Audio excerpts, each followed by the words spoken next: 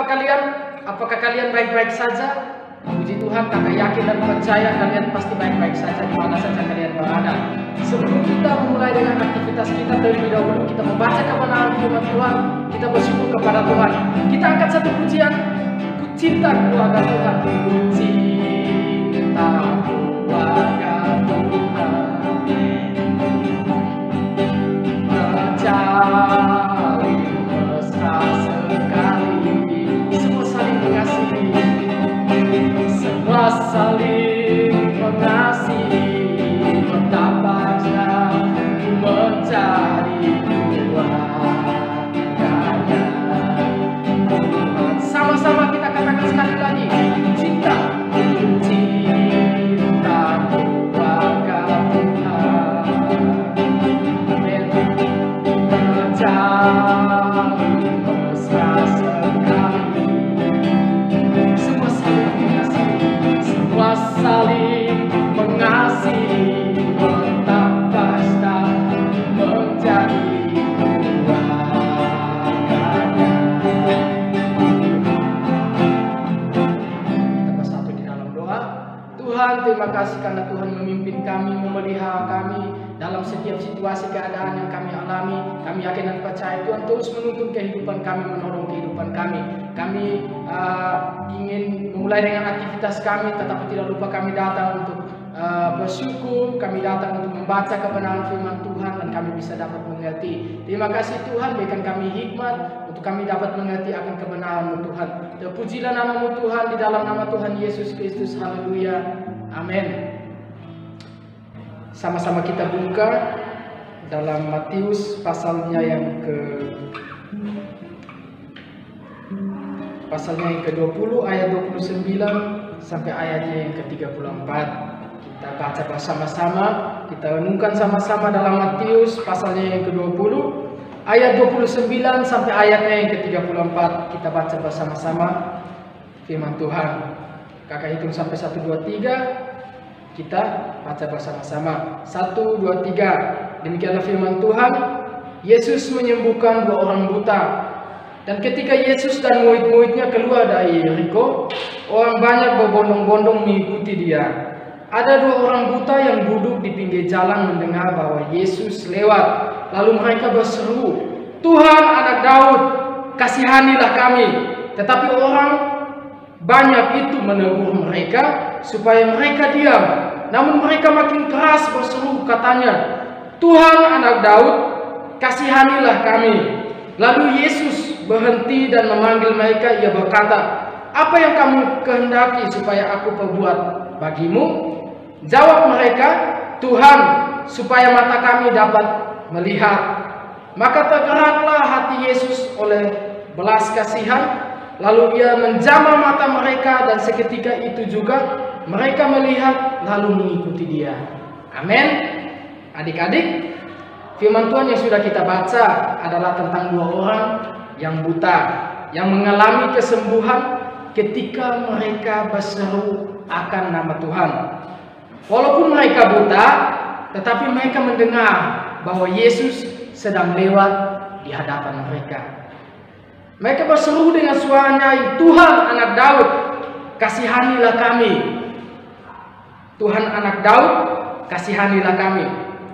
Tetapi di saat itu ketika mereka berteriak akan nama Tuhan, ada begitu banyak orang-orang yang menegur mereka supaya jangan mereka berteriak akan nama Tuhan.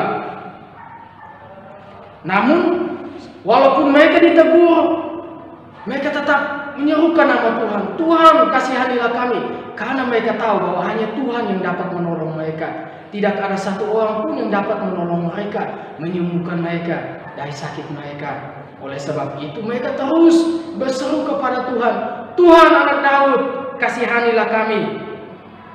Lalu Tuhan memanggil mereka dan berkata, "Apa yang harus aku perbuat kepadamu?"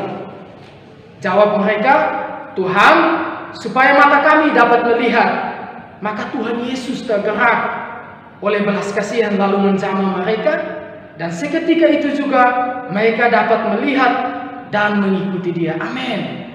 Ketika Tuhan memiliki belas kasihan, apapun yang kita inginkan, Tuhan pasti kabulkan. Tetapi syaratnya adalah kita berseru akan nama Tuhan.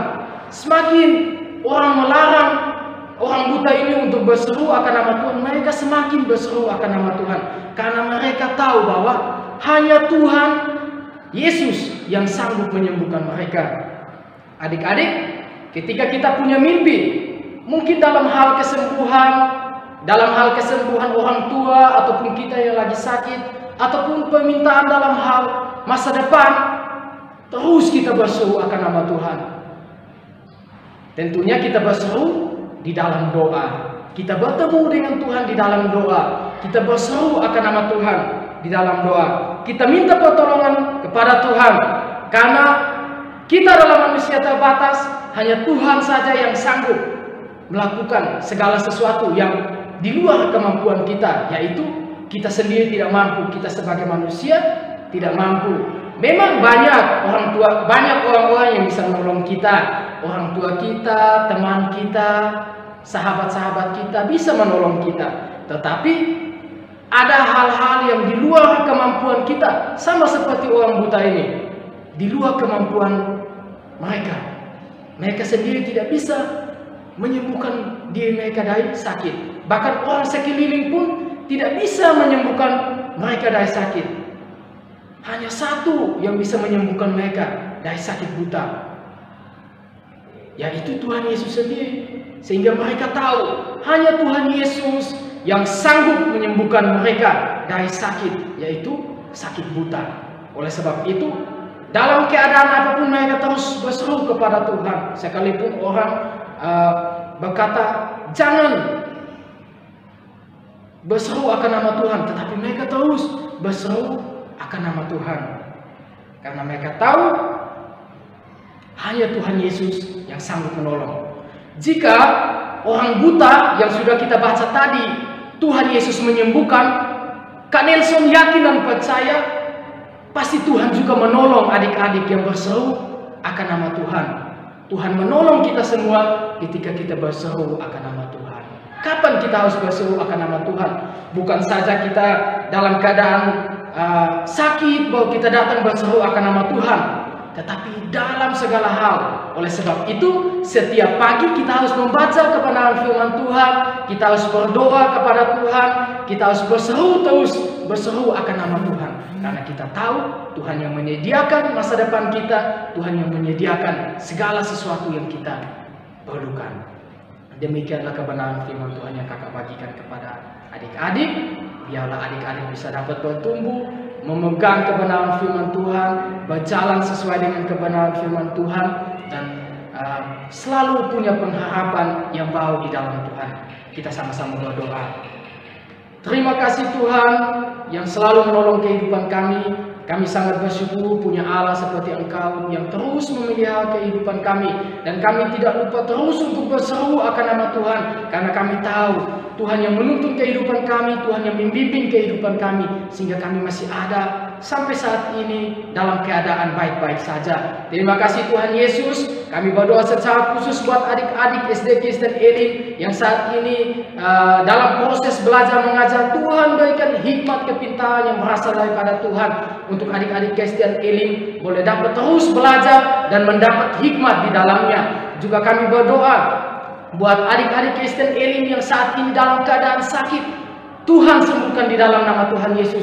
Bahkan yang dalam keadaan lemah, Tuhan kuatkan di dalam nama Tuhan Yesus. Kami serahkan adik-adik Kristen Elim dalam aktivitas mereka di hari ini.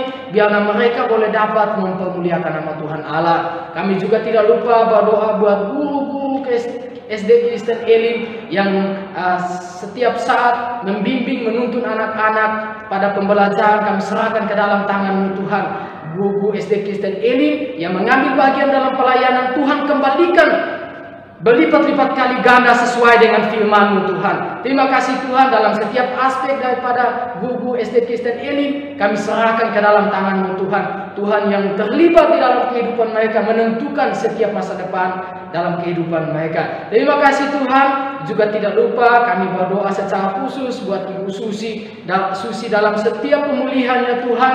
Tuhan pakai obat-obatan yang dikonsumsi, Tuhan pakai makan minum yang dikonsumsi, Tuhan pakai dokter-dokter yang sebagai sarana untuk menyembuhkan, sehingga Ibu Susi terus mengalami pemulihan hari demi hari. Terima kasih Tuhan. Kami menyerahkan kehidupan kami ke dalam tangan-Mu Tuhan. Terpujilah nama-Mu Tuhan. Di dalam nama Tuhan kami Yesus Kristus sebagai Tuhan dan Juru Selamat kami telah datang dan bersyukur kepada Bapa di dalam kerajaan surga. Haleluya. Amin. Tetap semangat adik-adik. Tetap berseru akan Tuhan, karena Tuhan memegang kehidupan kita, menyiapkan masa depan yang terbaik dalam kehidupan kita. Shalom. Sampai jumpa di video berikutnya. Tuhan Yesus memberkati.